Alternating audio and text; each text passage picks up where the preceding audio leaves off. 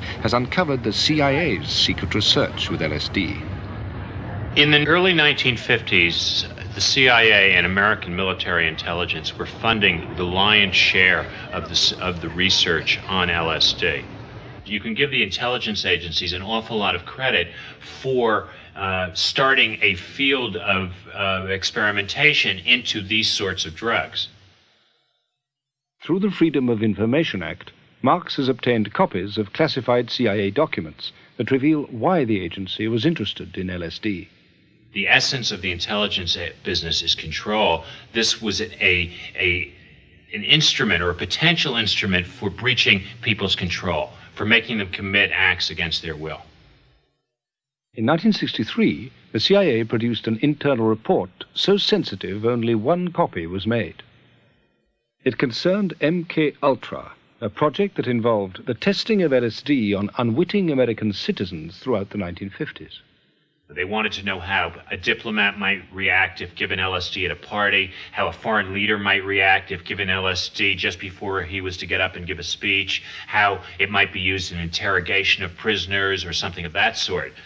Given the fact that the CIA felt it had to do that kind of testing, they had to find unwitting test participants who, by definition, couldn't be told they were being given the drug.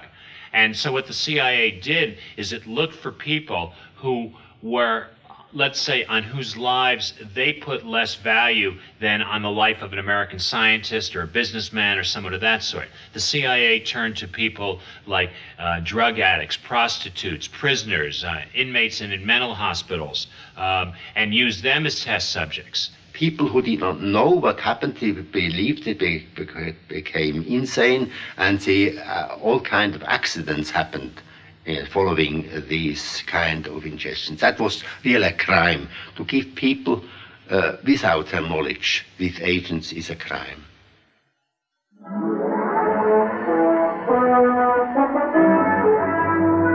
The American military were also experimenting with LSD as a potential weapon. Here is a group of normal soldiers responding correctly to a series of routine drill commands. After receiving a small dose of LSD, they're confused and undisciplined. The idea was to spray the drug on enemy troops. The dose, however, proved rather difficult to control. And there was a different kind of fallout from these experiments, one that took the Army and the CIA entirely by surprise.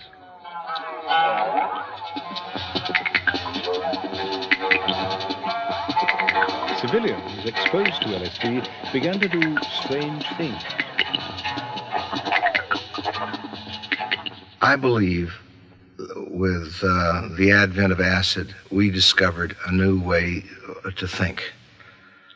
And it had to do with piecing together new thoughts in your mind that produced people like Bob Dylan and John Lennon and William S. Burroughs, that were using new images together in a way that jarred the mind and produced images that were latent in our consciousness, but were not being brought about by reading Vanity Fair or Woman's Home Companion.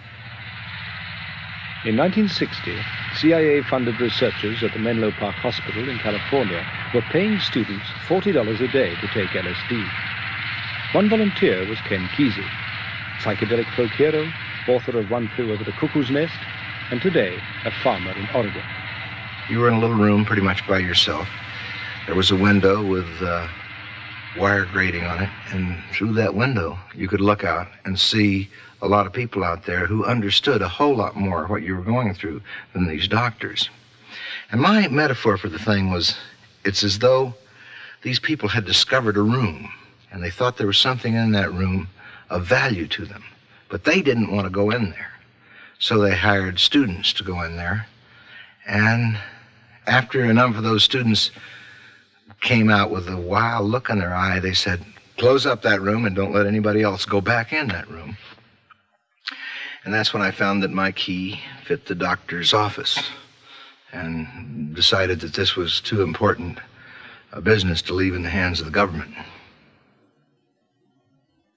Awed by the power of the drug, Kesey began to distribute it to his friends. Across America, LSD was leaking out of the laboratory.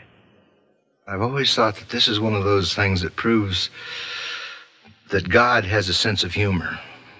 That if Gabriel come up and says, hey, Chief, the Americans are really messed up down there. We're going to have to do something to straighten them out. They've got a nosedive karma going on. And God says, well, send them some of that stuff you've been working on, that acid stuff, and have the CIA distribute it. You can hear the celestial laughter when you realize it was the CIA that really turned on America. In the early 1960s, 20 years after Albert Hofmann bicycled unsteadily home from the laboratory, his discovery was poised to kindle a revolution among the young of the West. For the father of LSD, it was an alarming prospect. I knew from the use of this kind of substances in old cultures by the Indians, there is a taboo on these substances. They are only used in religions setting and are in the hands of the shaman, not in the public. And the shaman in our society is a psychiatrist, and it should remain in the hands of the shaman.